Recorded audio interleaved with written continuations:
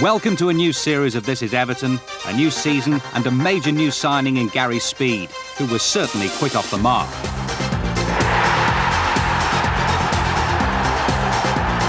You didn't come here because of sentiment, did you? No, at all, no. Spoke to Joe Royle and I was very interested in what he was saying, and I thought the club had a lot of ambition and a lot of good players here, and that's the reason I came here. Neville stayed, despite lucrative offers from elsewhere, and with the added responsibility of nurturing the talents of his eventual successor, Paul Gerrard. He's can be a bit sarcastic at times. To say the least, yeah, rude. Yeah, but he's a good bloke, trains hard, and he helps me in training. And I think he very well listens to me, including myself. I think we'll get on all right. But it's not just a case of branching out into the transfer market to restore Everton's position amongst the elite.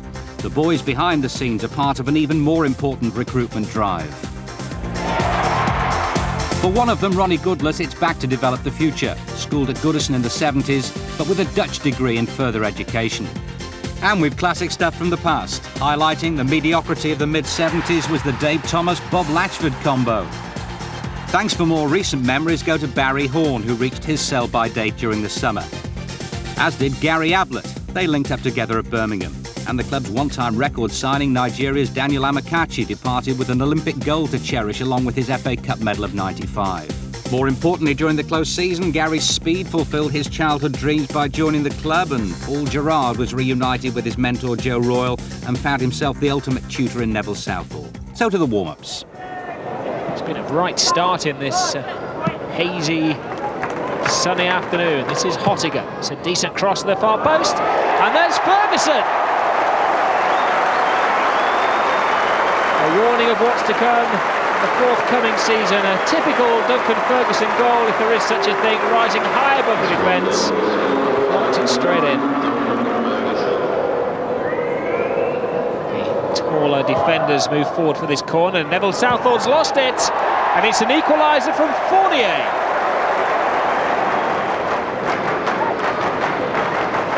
Berg, the German international, current because the German manager's fallen out with him, but he's at the centre of everything that Borussia are doing, and they've taken the lead through Pettersson.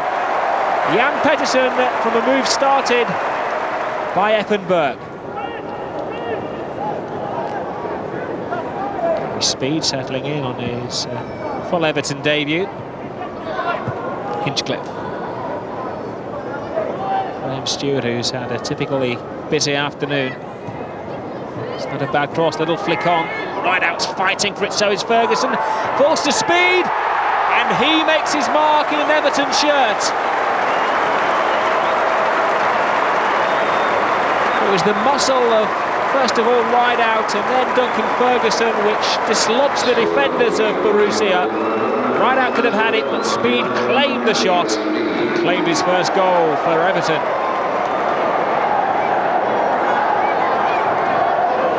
So Duncan Ferguson with the pressure bearing down on his shoulders. Oh, Camp saves it. Something about these German goalkeepers from penalty shootouts. They save the English penalties, they save them from the Scots as well. And it's Effenberg, and the Germans have beaten us on penalties again. And so to the match no one wanted, a pre-season derby. In fact, both camps decided against a penalty shootout after a 0-0 finish just to avoid any irrelevant brownie points or debit marks. However, Gary Speed provided the game's most thrilling moment with an exquisite overhead kick reminiscent of the great German international Klaus Fischer.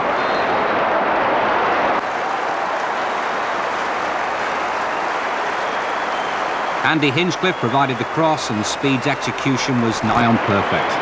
Just an inch or two down, and it would have been an absolute classic of its time. Goals were forthcoming in the Liverpool Senior Cup final against Tranmere Rovers, part of a series of games which really confirmed Duncan Ferguson's fitness and appetite after all he had to endure last season. He kept himself in shape during the summer and relished the demanding schedules required, and largely hated by most players after a summer of sand, seas, sun and sangria. Having scored the first, he demonstrated his pace and control before crossing into the box, where a whole series of mishaps and miscues, brought about by Everton's persistence, led to Andrei Kanchelskis getting the second.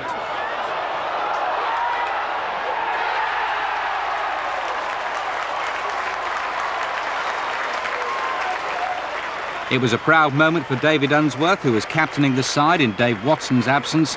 He received the trophy, and it was pleasing too for the chair Peter Johnson on his return to Prenton Park.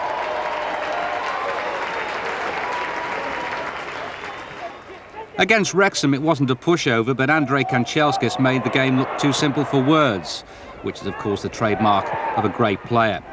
The nonchalance with which he scored the first of his 4 goals illustrated the fine line between arrogance and taking the mickey, which is so often misunderstood with players of his calibre. On his day, Kanchelskis is a match winner on any stage, right up there with the Cantonars of this world. His pace frightens defenders, and Wrexham, well, they just couldn't cope. Players like Kanchelskis tend to leave you wanting more, not in terms of overall ability, but how to utilise it best. That's the dilemma. I mean, this is devastating play. Central defenders aren't used to being attacked like this down the old inside right channel, well, certainly not as quickly. And what an audacious finish. So to call him an out-and-out winger who scores a few and creates a few is understating the genius. But temperament accompanies genius. On nights like these, Kanchelskis could play anywhere, do anything. It makes those misunites all the more frustrating.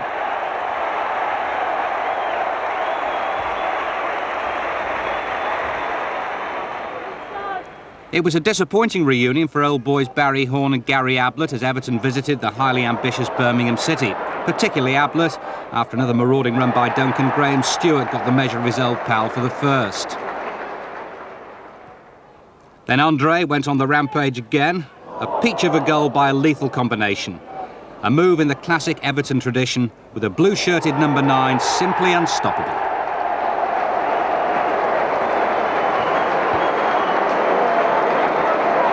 We'd had a good pre-season, and in fact we'd had such a good pre-season I was worried, because I have seen it turn turtle at times when sides have done that, but we did carry it on into the Newcastle game, which was a great game for us.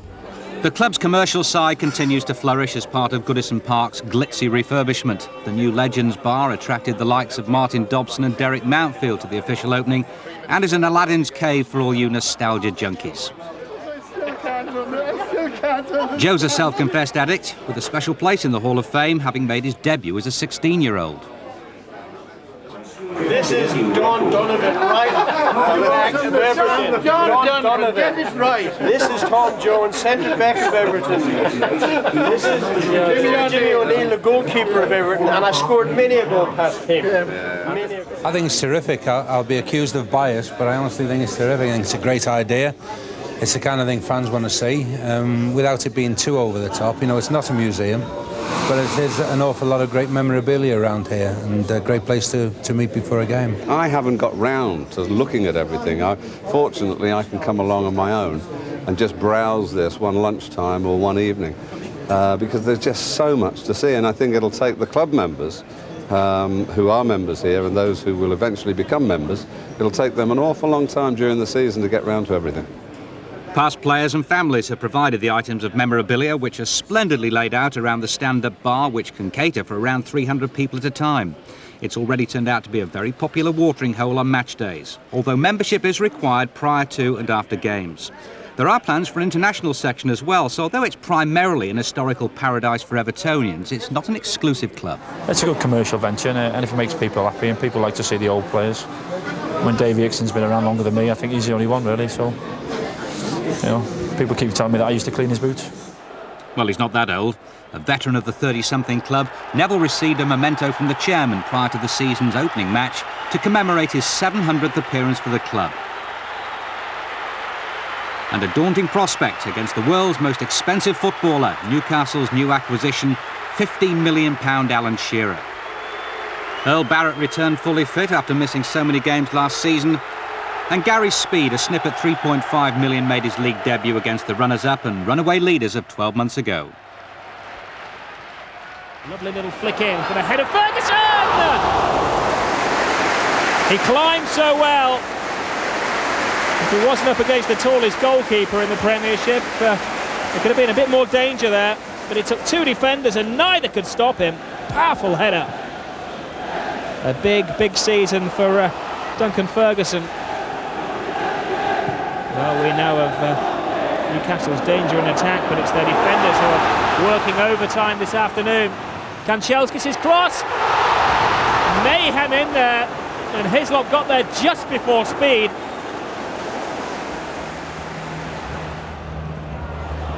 Ferguson left all alone. Everton managed to up the speed at will. Brilliant move by Everton there, Stewart! It's all last-ditch defending from Newcastle as Everton blasts one in.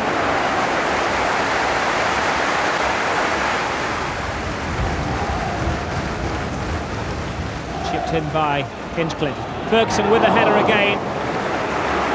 They're giving him 3 pots at goal.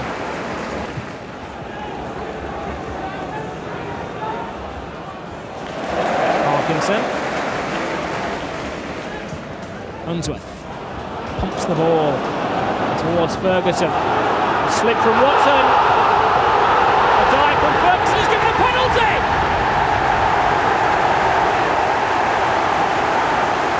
Duncan Ferguson has been a handful. Watson's mistake led him through, and a combination of the goalkeeper and Watson forced Ferguson to the floor. And the referee, very well placed, says on the spot.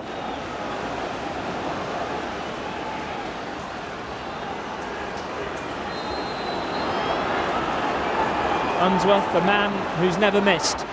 Left foot. And Everton are stealing Newcastle's thunder.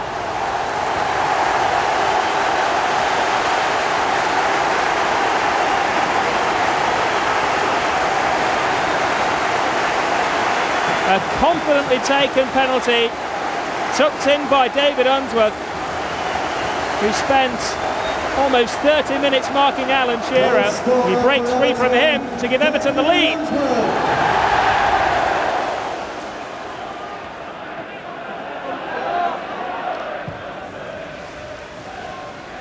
Ferguson's head down, here's Speed!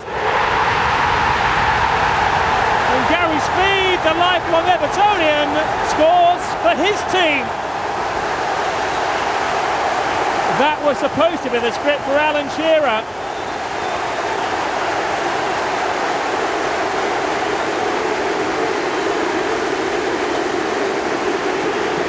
Ferguson again winning the ball in the air with ease. Terrible marking from Newcastle and scintillating finishing from Speed. Time running out in the first half for Newcastle. Ginola. Shearer! Tremendous save! Well, he picked his spot, but he's up against one of the best in the business. Shearer in game 1 for Newcastle, thwarted by Southall in game 700 for Everton. Well, Kevin Keegan isn't one to throw teacups around the changing room. He's going to have some strong words in a second. This could be a third! His words could get stronger. Kanchelskis! Excellent save by Hislop. Kanchelskis keeps going. Mayhem! Barrett's cross. Ferguson can't get there. And Newcastle are living dangerously. Almost scoring a third right on the brink of half-time. It took top-class goalkeeping from Hislop on 2 occasions there to stop him.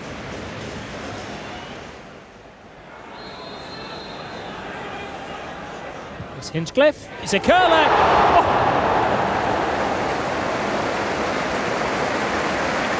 Hislop would not have got that had it been a few inches nearer the goal.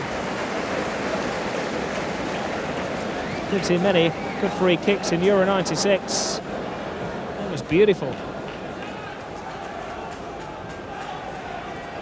Speed. Ferguson with a header! Oh, inches wide! He's hot.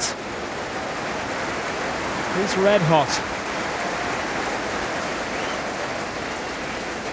Speed, excellent skills. Luck for Ferguson. Again, he beat 2 Newcastle defenders to the ball and almost beat the goalkeeper as well.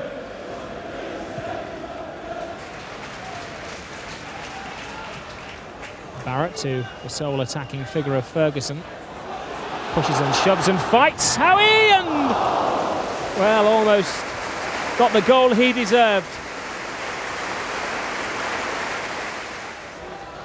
The referee stops the watch with a minute and a half to go.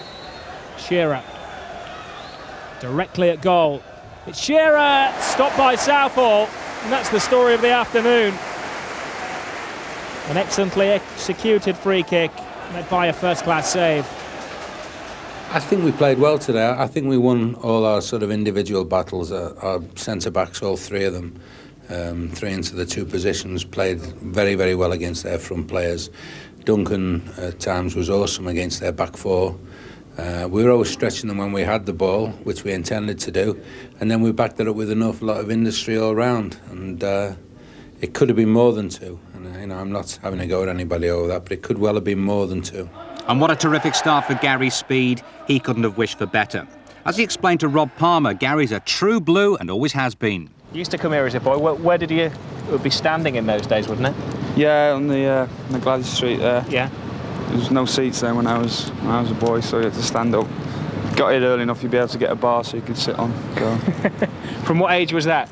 Probably about 11 onwards, 12. As soon as I went to high school, really, just come with my mates. Before that, I was probably too young. It's a bit far from North Wales to come on my own. So why Everton? When you live in North Wales, I suppose it could have been any club. But... Well, where I'm from, there's a lot of people support Everton. I mean, the local pub where my mum and dad still live, it's full of Evertonians, and it was just that really. My best friend's an Evertonian, and just got caught up with it, I suppose. So who did you want to be then? No one in particular. I liked all the players really, but I was never had, a certain favourite, I suppose. Sheedy's probably the nearest to your style, isn't he? Only because he was a left footer, wasn't he, and played the same position, so I used to like him. Sheedy again goes for the other side. Brilliant, absolutely brilliant.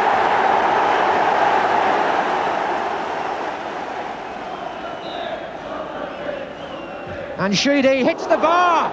Gray's coming in for the rebound with the goalkeeper. And Sheedy again, and in the net, and 2-0. And Sheedy got the reward that tremendous free kick deserved. Pre-season friendlies are always difficult to gauge things by, it's your first game and you're quite tired and the game sort of falls in a way, but it was nice to score against Borussia in the first real game as an Everton player. And then again against Liverpool, I hit the bar in front of the Gladys Street. It'd been nice if it had gone in, but wasn't to be. Hitting the bar in front of the Gladys Street. I mean, the smile comes to you. I go, yeah, come on. I mean, tell me about that. You can't play that one down, can you? It was just over a kick that I caught sweet. I'll never catch one like that again in my life, and I thought it was in all ends up, but it just hit the underside of the bar.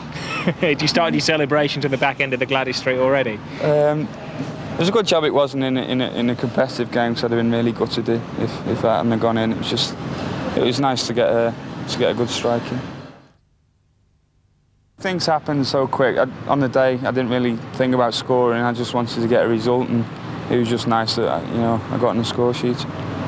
Well, what will you remember of that day? What will you remember of your debut? I mean, it was all about Shearer, wasn't it? It was supposed to be a big day in history and everything. I don't really remember. These things go so quick, you don't really remember a lot of it. I just remember how well we played, and especially in the first half. And just remember Big Dunk's performance. He was sensational that day. And everybody really, it's just everyone played well, and there was no way we were going to get beat, and that was the most pleasing thing. Ferguson's head down, here's Speed! And Gary Speed, the lifelong Evertonian, scores for his team. Every footballer seems to be a model. How do you enjoy that side of things? I've retired long ago, Rob, from that, yeah. It was all right while it lasted, but getting a bit old now. So how did the modelling come about? I mean, not a good-looking lad or anything. I mean, I can't understand it. It was just one of them things where somebody offered me a few bob to get pictures took, so I took it. Because you're one of the first male models. I mean, virtually the whole of the Liverpool team across Stanley Park are doing it, but you're one of the first to really take it up, weren't you? I think I was, because I think I'm a bit older than them lot, so I think I was one of the first to do it. But as I say, that's in the past now and retired. That's had nothing to do with you getting married and your wife Oh no. Putting a foot down now. No. I haven't minded an Ogie, you know. It's quite nice. Not a dragon. The best is ahead of them rather than like in the near past, isn't it? Well, I hope so. Yeah. There's a lot of good young players at the club. You don't realise how good players are until you actually train with them day in, day out. And I was very surprised and impressed with the players here at Everton. And I think, you know, if we keep doing the things we've done the first few games, then we won't be far away from any of the honours.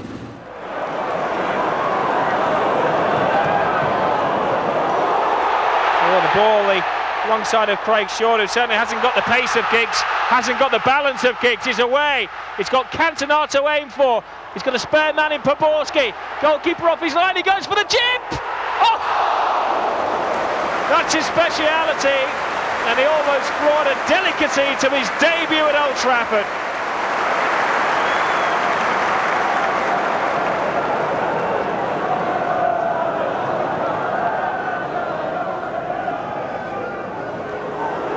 Chelskis in familiar territory. Has he go at Schmeichel? He's lost it! He's recovered it.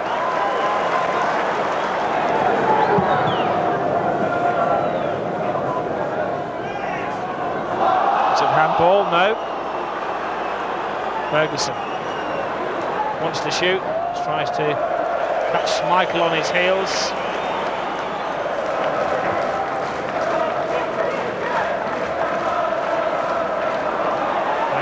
Flies in. Stewart. Kanchelskis times his run well. Excellently timed Pallister's interception. And one from May. Stewart shoots. Kanchelskis. It's fast football. Kanchelskis. Good control from Ferguson. Great turn! Oh, what a goal by Duncan Ferguson! He silences Old Trafford. Fergie won, Manchester United 0. And in the early weeks of the season, this is the man, this is the centre forward they're all talking about.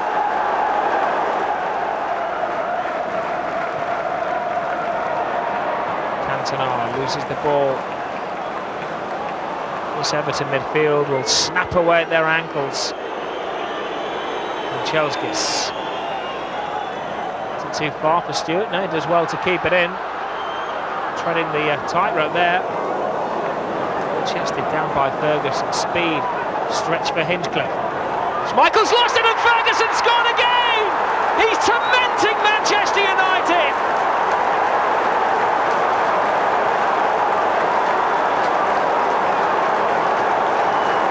One with the foot, one with the head.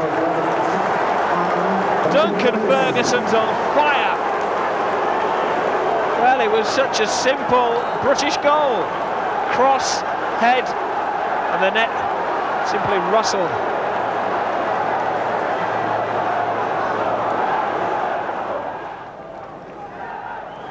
I'm sure again that Duncan Ferguson is going to be the focal point. He's going to be demanding it. He's done a hat-trick, but Hitchcock tries, and he almost catches Schmeichel blinded. Well, Schmeichel's beginning to come off his line as Hinchcliffe spotted him, and he went for a Beckham-style surprise chip. Cantona. Jordi Cruyff. Giggs. Cantona. Spare man's Beckham. Beckham's cross. Giggs! Oh, what a save by Southall! That was incredible!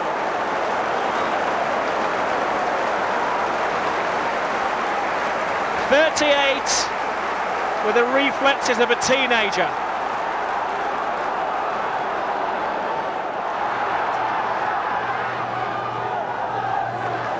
Back. Beckham flicks it in. Cruyff! Oh! He makes his mark at Old Trafford.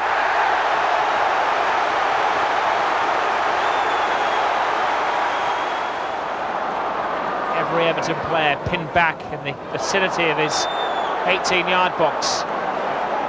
This is Irwin. It's a cross, it takes it, 2 deflections, and a cruel, cruel own goal for David Unsworth. Cantona. Giggs onside. 3 in support. Good cross. Last man is McClare. Southall to the rescue. Danger still not over. Irwin puts it in. What a game. And Neville Southall, just days short of his 38th birthday, was the saviour for Everton. Cantona.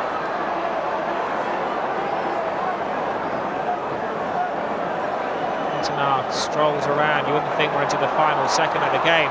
He's given the ball away to Parkinson. Grant wants it. Grant gets it. He's got something on his mind. Here's speed. Here's Ferguson for the hat-trick. Oh, world-class goalkeeping. And Ferguson's dream hat-trick at Old Trafford was denied by the Great Dane.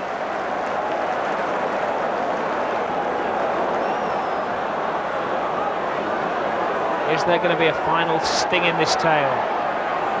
Hinchcliffe. Ferguson takes up position. Led to Parkinson. Grant. Mace left it. Here's speed. He can finish it. And you have to say it was the presence of Schmeichel again which saved Manchester United and denied Everton the winner. It's quite an accomplishment to get a 2-2 draw here, but I would have thought at half-time you felt you were going to get a lot more. Well, that's what we said. Let's be positive. Let's go and get a third one, third goal. And unfortunately, we didn't do it. You know, the psyche took over, if you like, and we went back and defended too deep. And both goals have been conceded in deep areas when we're in front of the goalkeeper without giving him too much chance to see things. They've had other chances, and we've had chances at the end. So overall, a great game, very exciting game. Disappointing to concede 2 points, but I suppose people were putting us down for no points from the first 2 games.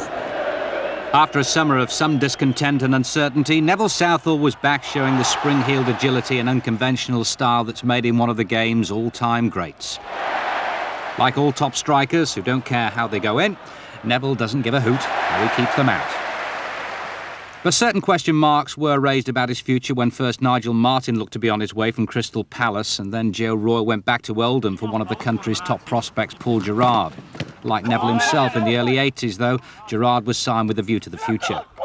Big Nev, still one of the most committed trainers at the club, was given the opportunity to join Wolves. Contractually, it was his prerogative to sort out the final phase of a glorious career, whether it be at Molineux or wherever.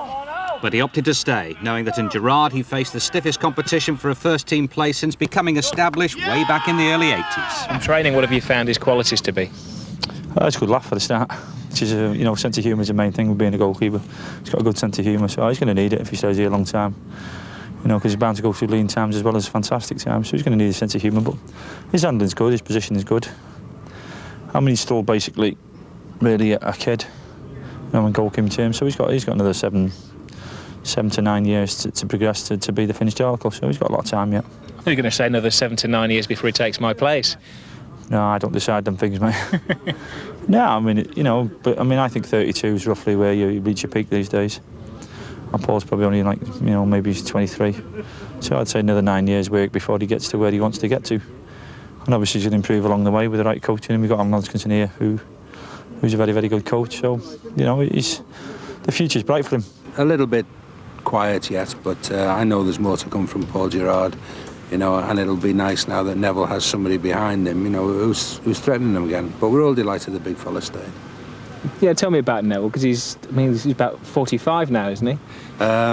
You tell him that. You tell him that and then run. No, I don't think it matters so much with goalkeepers. I do remember Dino Zoff, who captained Italy at 40. The big fella's declared he's going to play into his 40s, and who's man enough to argue with him?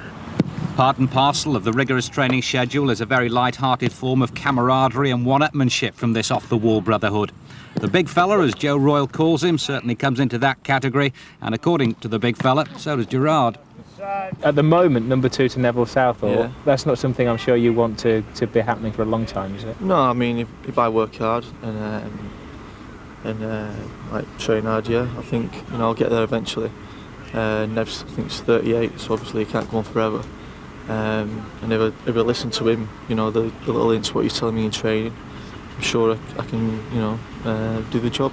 It's probably a case of the more you listen, the more chance you've got of taking over his job. Well, that's it. I mean, he's been the best in the world, and he's still a great keeper. And anyone who doesn't listen to him has got to be a fool. But like I say, you've got to train hard as well as listen, and that's what I'm doing. I mean, it's good to have Paul around. It's the same as good to have Jason around.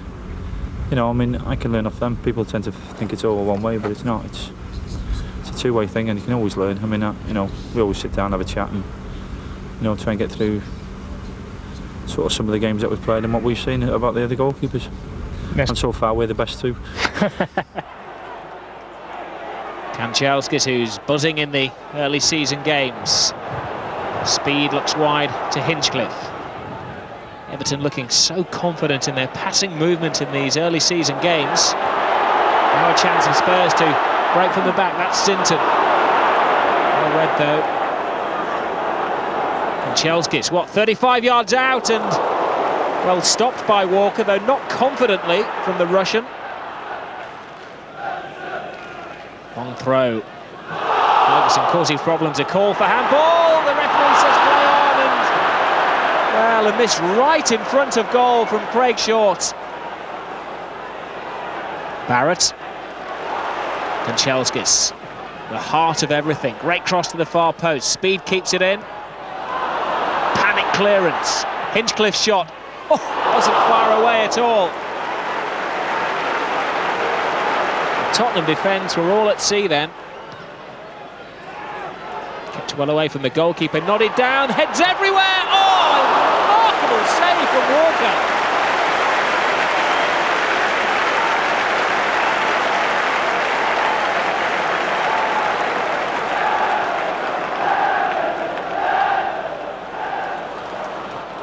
Fox stopped at his tracks, and Kanchelskis plays through the rain. The flag's down. This is Ferguson, blasted in, but there's no way past the Tottenham #1 this afternoon.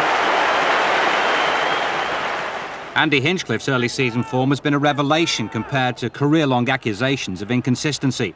Glenn Hoddle took one look and instantly promoted him to the international squad, and then played him in the World Cup qualifier against Moldova. According to Joe, he's the archetypal left-back, perfectly suited to the modern game. If you had to design a left-back, he'd be near enough the perfect example. He's got everything that's required, all the pace, all the power, fit as a flea, and a super laser-like left foot. So, he is the actual best-equipped full-back in the country. Now, what he's got to do is just start showing on a regular basis for England what he's been doing for Everton for the last 12 months. Although building up a squad of international players can only be regarded as astute management, it does have its drawbacks, like midweek training and preparation. Things can appear pretty threadbare at times. It's nice to see them all going missing again. We actually had 5 to train on Wednesday morning, so it was good in that sense. Andre's come back, he's played in both Russia's games, and he's a little bit leg weary. But there's no doubt that by the time the game starts, I'm sure he'll have the turbo working again.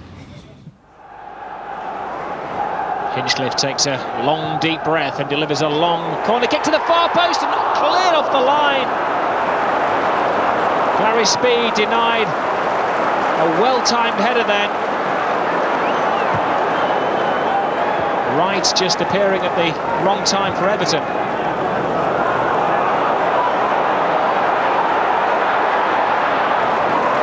Miller's attack peters out, or does it? Shot from distance, and Neville Southall saw that late and had to just tip it over the top. Villa send the heavies forward, led by Hinchcliffe. Anywhere from Unsworth into the path of Andrei Kanchelskis isn't a bad option. Kanchelskis is on one of those sprints. Oh! For a second, the Everton fans thought that was in. Scintillating stuff from Andrei Kanchelskis. Sprinting onto the end of a clearance. The power, but not the precision. Everton defending particularly well there. Keeping Villa to long range. Draper tries a shot. And just what you'd expect from Neville Southall, stopping the man on the verge of the England call-up. Now Everton begin to move sweetly. Hinchcliffe's cross. Ferguson's not down. Kanchelskis steadies himself. It's getting closer and closer. Grant to Ferguson, working like the old war horse. Everything coming through Hinchcliffe. Shooting distance, has to be a curly-whirly. Rose just at the wrong moment, but it had Oakes beaten. Hinchcliffe again taking the set piece. And how did that one stay out? Blue shirts launching themselves inside the 6-yard box.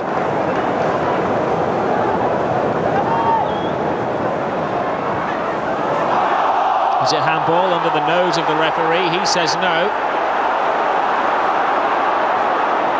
Grant. Has to be. How did he keep it out? And how did that one stay out? Well, Duncan Ferguson thought the second one was in. What a lovely pass through. The goalkeeper somehow stopped the first one from Kanchelskis. And there must have been a gust of wind which blew that one away. Will the goal come?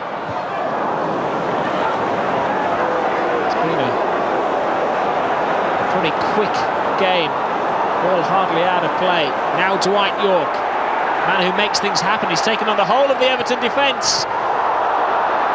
And a bit of a let-off then for the defenders and Neville Southall. That's what York is so special at. It's all one-touch stuff.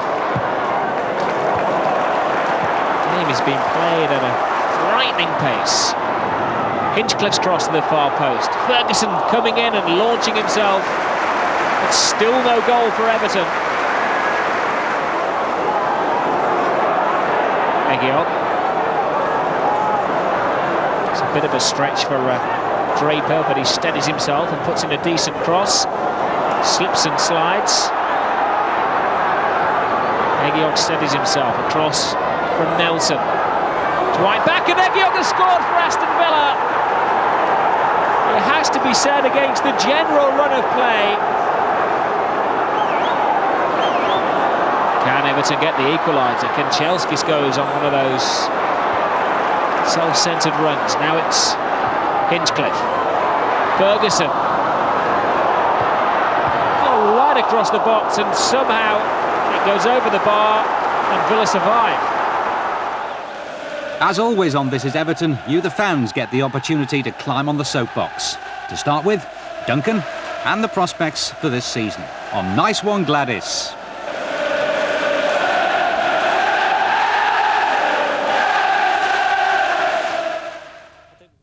He's like Graham Sharp, obviously he's Scottish. He's brilliant in the air. He's as brave as Andy Gray. There's just no one as good as him in the air at all. Amazing. I think he compares alongside the likes of Andy Gray. He's quick, he's good on the ground, and arguably the best in the air in the Premiership at the moment. It's fantastic. Well, I think he can be a legend in the making. He's certainly proved himself this season. He started off in a blaze of fire. Old Trafford, he's proved he can be good as on the ground as in the air, and I reckon he can go down in history. He's one of the best I've ever seen. You know, I mean, I've been coming since the 60s, and he's awesome. Absolutely awesome. I mean, I went to Old Trafford the other week, and you know, Pallister may as well not been on the park. It was superb, especially the first half. And in the end, he could have won it for us. You know, I thought he was great. He'll be a cult hero. Well, he already is a cult hero here, isn't he? He's definitely as good as any of the recent ones. It's Graham Sharp, Andy Gray. He's good in the air, strong on the ground. Well, I think you can pair in Duncan with some legends in their own right, but I think without doubt, if he can keep the consistency of his first couple of games going, then you know the chap's on his way to becoming a star. But I think also we've got to look at, we're not just a one-man team. Duncan's great, but we do have a lot of quality elsewhere. Definitely a place in Europe, top 3, the best. There's no reason why they can't pull in all the majority of the points from the home games. I think if they can keep their away form, we're going to be there, aren't we? It's looking good. I don't think we'll be out there fighting for the league, but we'll certainly be out there for Europe this year, and maybe a good cup run as well. That's what we need. Get some atmosphere back into this ground. We'll get into Europe and we'll win a cup. I think think we'll take the Coca-Cola Cup. Definitely. Top 3 side, that's to be honest, up there with Liverpool and Man United. Well, I think they can challenge for everything this season. To be honest, I can't see anybody beating us. Honest to God, you know, the way they played against Newcastle, the 2-0 flattered Newcastle. It could have been 4 or 5 easy. You know, just great. It's always nice for fans to get to Wembley, but to do well in the League Cup is probably a priority this season, as we haven't done well in that in the past few years. And now our new youth development feature, Gabriel's Angels. The new kids on the starting blocks being brought through the reserve team by Jimmy Gabriel. 17-year-old Michael Branch is currently in the process of making that transition to senior level because of goals like that. Having made his first team debut last season when he came on as a substitute at Old Trafford. The boy's turbocharged speed, you know, he's got something extra, and he heads for goal any chance he gets. You know, he doesn't hesitate. He goes for goal. He wants to score, and lots of good things coming out of him. He's just a handful. I mean, I would hate to play against him. He's just a handful, and he's getting better, you know, by the day. He's really hungry type player. He's a great lad, and he's really hungry to score goals, and he's not scoring as many now as he will do later on. You know, he'll get a little bit more experience playing for us, but goalkeepers are having to make great saves off him now.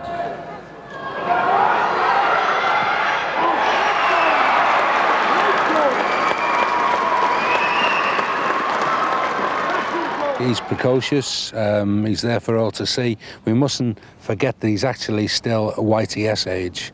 You know, he should be doing probably a second year of YTS at the moment, but he is a young professional with us now, and he's already come on in leaps and bounds. I mean, we have had a policy of playing him in bits of games here and half games, and then a reserve game, and then back with his mates in the youth team.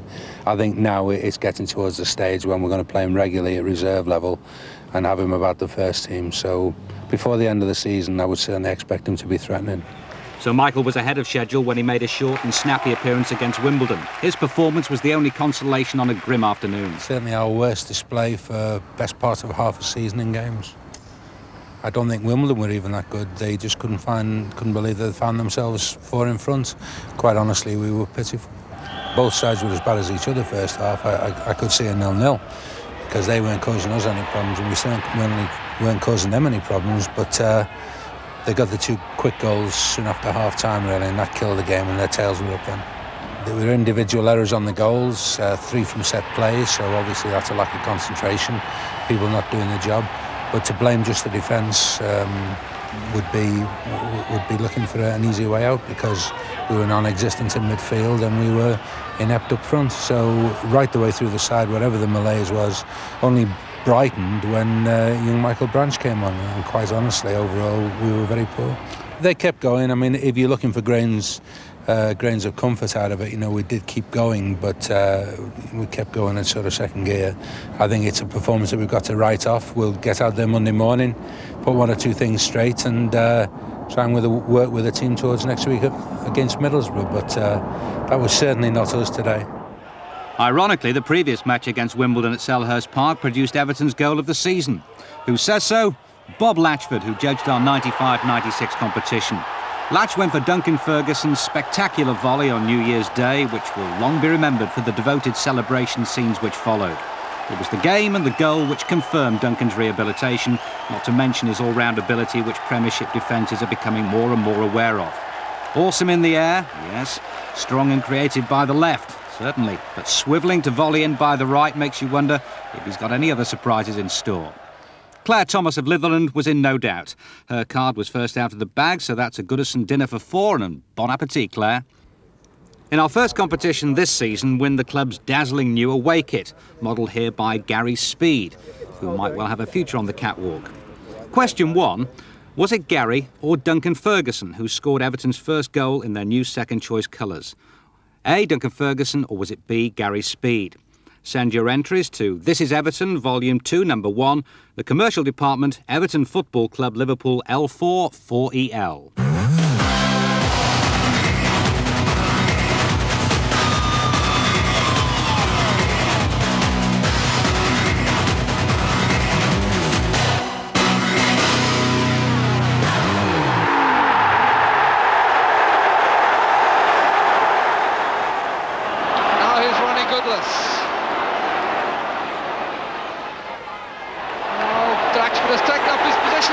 far post, and it's gone in! That's 2-0. Adam, it's out, it's out! Yes, Ron.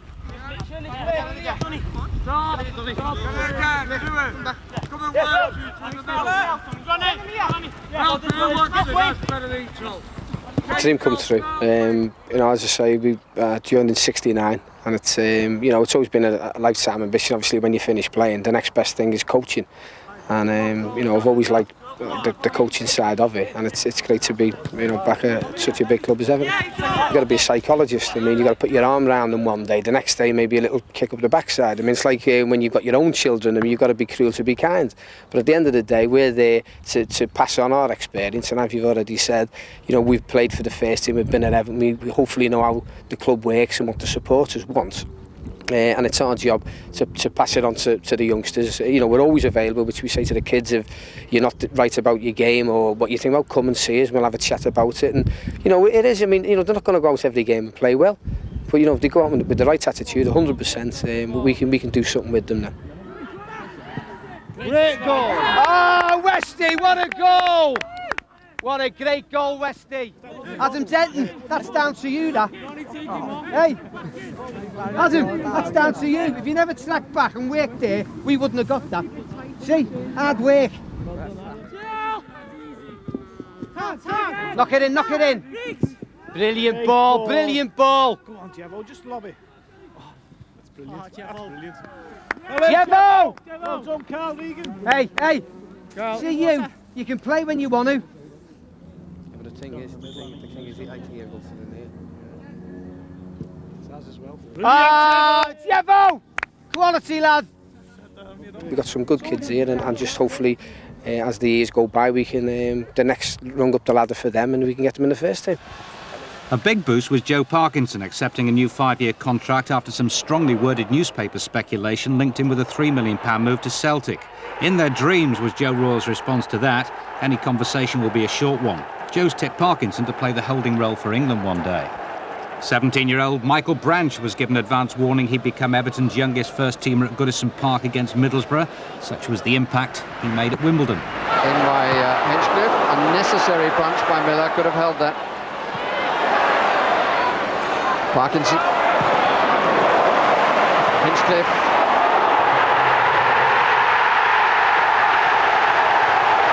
Great short is the scorer.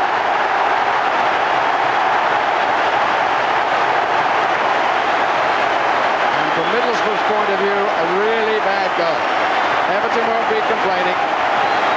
But Miller beaten by a header well wide of him. If he'd have held onto the ball in the first place, none of that would have happened.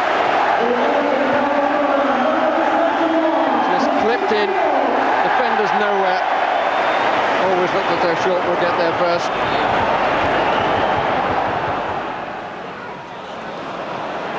Right on by Ferguson, Ebrel's cross, Hinchcliffe, turned away by Derek White.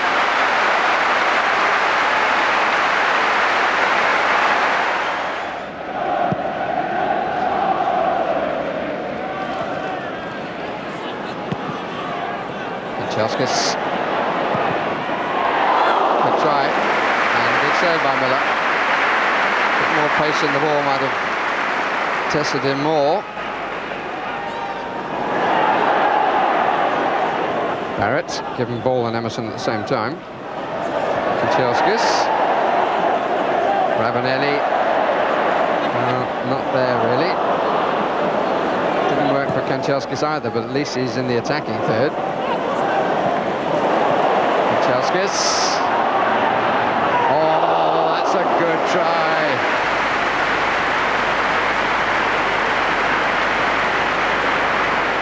Here comes speed. And Parkinson and Emerson had a close-up of each other. Players continued. Good tackle. Stewart. Hinchcliffe. Oh! Goodness me, couldn't have been closer. Had only Duncan Ferguson up, and he was a bit close. Nobody pulled to the far post. Stewart was never going to get there in time, and the shot just missed the bar. post and went out.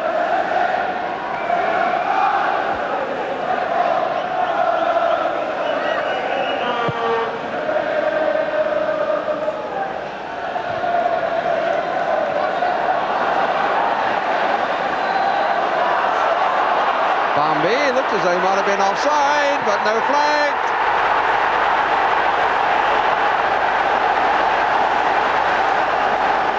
Parkinson. Kanchelskis.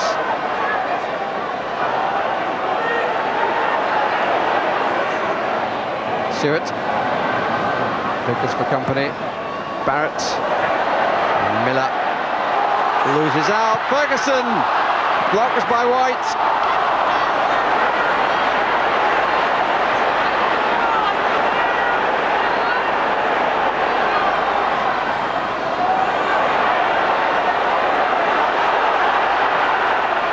Here is Ferguson, and that is a brilliant save.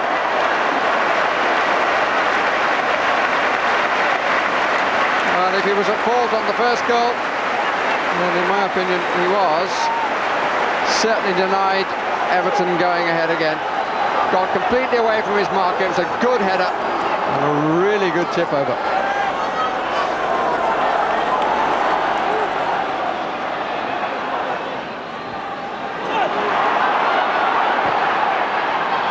Bambi, English combination, Juninho!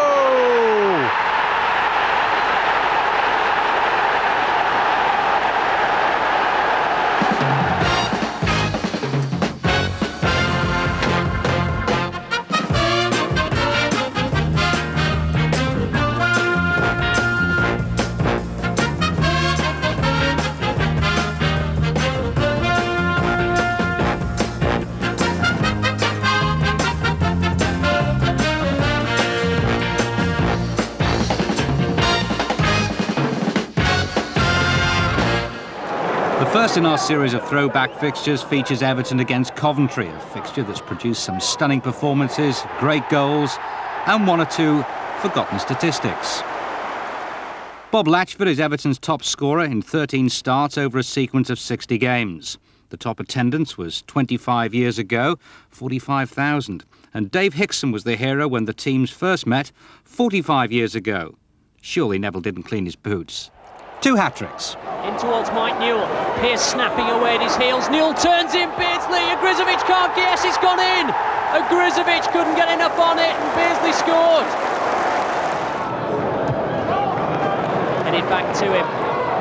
Now then, chance for one of those deep balls in. Newell couldn't get there. Beardsley! Great finish from Peter Beardsley. It just comes out to him. He swings the boot. Well, that's rising into the roof of the goal. So for the hat-trick, a match ball for Peter Beardsley. 3 of the players who've represented both clubs.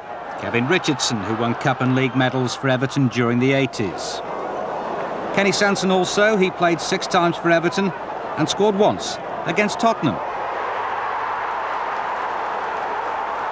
There was Fergie the first, but not the one and only. Mick Ferguson, he of the 6 feet 2 inch frame and size 7 boots. With the aerial power of Mick Ferguson as a focal point. Thomas curls it in. Ferguson glances it in. So Mick Ferguson proves once again that he can be a thorn in Ipswich's side. Thomas takes the free kick himself. Good one. Dobson's header.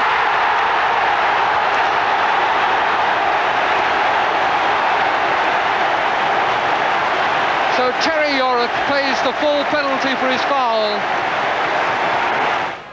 Gordon Lee with arms folded. Cleared by Roberts. Lyons, Latchford free, and it's a goal!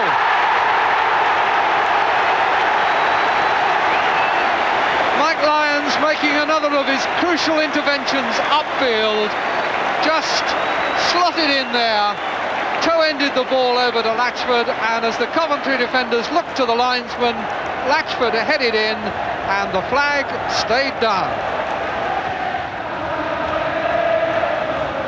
Pejic. Latchford there. Is that a penalty? I think the referee was unsighted. He was far side of the goal mouth from that trip. And that's a free kick. McDonald bringing down Thomas. But I think that Coventry may have had a let-off with the previous incident. Thomas takes the free kick and there's a goal! Latchford again!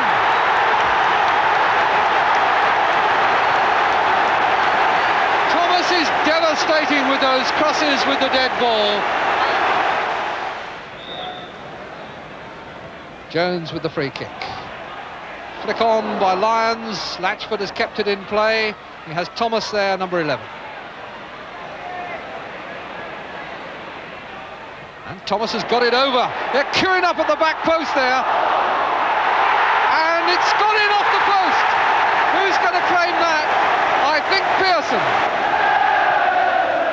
It's the second time this season that Everton have scored 4 goals at Goodison Park. In fact, it's the second time in their last 3 games here. Off McDonald's head, it's come to King!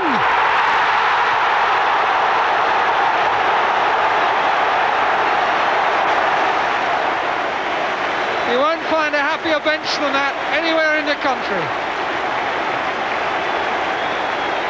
Gordon Lee, who lives every kick with his players. But really, what a fine goal there. McDonald not quite making the header correctly. And Andy King, left foot on the volley. No chance for Blythe. Pejic. Dobson. Thomas. Acres of space for him. 2 men to cross to. Latchford! What a glorious goal! That's the goal of a championship side. The mark of tremendous finishing and accuracy from Latchford. But a marvellous break by Thomas, given the room to go down, and yet again he sets one up with a beautiful cross, and Latchford, the finishing that surely England are looking for.